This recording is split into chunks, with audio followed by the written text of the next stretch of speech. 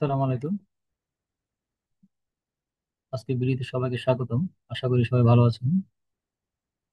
So, আজকে আমি যে বিষয়টা নিয়ে কথা বলবো সেটা হচ্ছে আমাদের গার্মেন্টস ইন্ডাস্ট্রির জন্য যে ন্যূনতম মজুরি গ্যাজেট আছে সেটা ফিলোসফি নিয়ে আমি আগের ভিডিওতে কথা বলেছিলাম। আজকে কথা বলবো যে আমাদের গার্মেন্টস ইন্ডাস্ট্রিতে মিনিমাম ওয়েজের হিস্ট্রিটা নিয়ে, কত সালে শুরু হয়েছিল এবং শুরুর দিকে ন্যূনতম মজুরি কত ছিল। তো আমরা যারা এই সেক্টরে কাজ করি, তো আমরা হয়তো বর্তমান এক দুইটা গ্যাজেটের ন্যূনতম মজুরি বা স্ট্রাকচার সম্পর্কে জানি।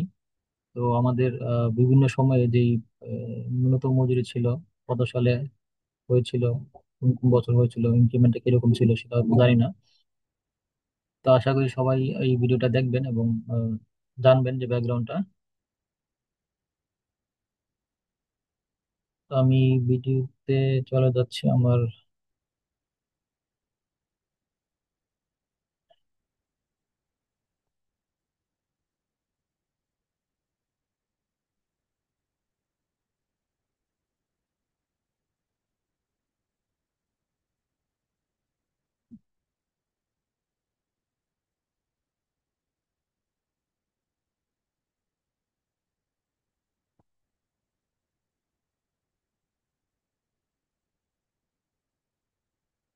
আমরা জানি যে 1978 সালে যখন আমাদের ইন্ডাস্ট্রি থেকে গার্মেন্টস এক্সপোর্ট শুরু হয়,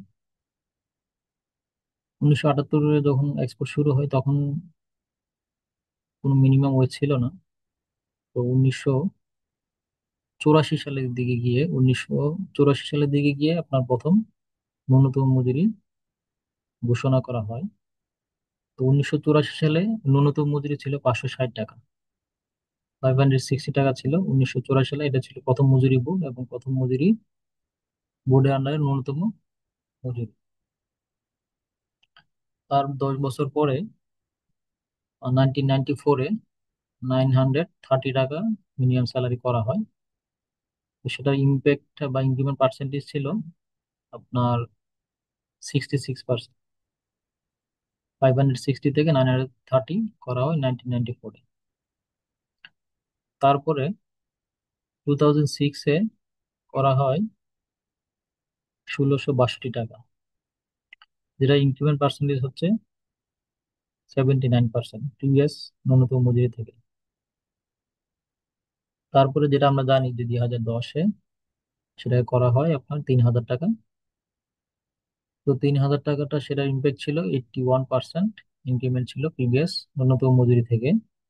তারপর 2013-তে রিভাইজ করে ন্যূনতম মজুরি করা হয় 5300 টাকা। তো সেটা হচ্ছে আপনার 77% ইম্প্যাক্ট আসে প্রিভিয়াস মিনিমাম ওয়েজ 3000 থেকে। তারপরে 2018 সালে ন্যূনতম মজুরি করা হয় 8000 টাকা। তো সেটার ইম্প্যাক্ট ছিল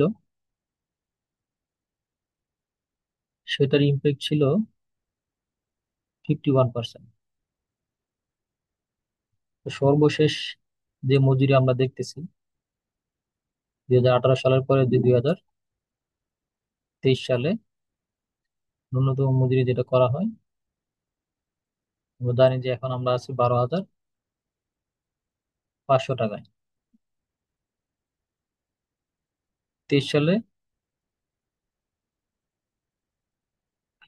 23 সালে ন্যূনতম মজুরি করা হয় 12,500 টাকা এবং সেটার ইম্প্যাক্ট হচ্ছে প্রিভিয়াস ন্যূনতম মজুরি থেকে 56%।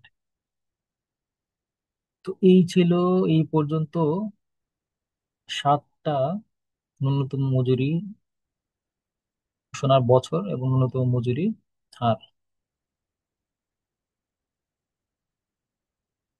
তো আশা করি যারা এই বিষয়টা জানতেন না তারা সেটা জানতে পেরেছেন এবং এটা নিয়ে আপনারা স্টাডি করবেন এবং নিজেদের টিমের মধ্যে যারা জুনিয়র আছে তাদের সাথে শেয়ার করবেন, তাদেরকে শিখাবেন। তো আমরা যারা এই ইন্ডাস্ট্রিতে আছি, তো শুধু বর্তমান জানলে হবে না, পাস্টটাও জানতে হবে, ব্যাকগ্রাউন্ডে কি ছিল, কিভাবে আজকে আমরা এই স্টেজে আসছি এবং ফিউচারের ট্রেন্ডটা কিরকম হবে সেটাও আমাদের সবাইকে জানতে হবে, জানাতে হবে।